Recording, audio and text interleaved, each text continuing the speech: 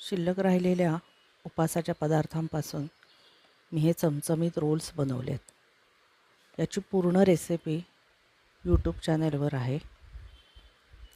फक्त 3.5 मिनटाचा व्हिडिओ आहे. पूर्ण रेसिपीसाठी तुम्ही व्हिडिओ बघू शकता. व्हिडिओ आवडला तर लाईक करा, शेअर करा आणि चॅनेलला सबस्क्राईब करून ठेवा. म्हणजे नवनवीन व्हिडिओज पोस्ट केल्यानंतर तुम्हाला त्याचं नोटिफिकेशन मिळेल आणि प्रत्येक वेळी वेगवेगळे व्हिडिओज तुम्हाला बघायला मिळतील.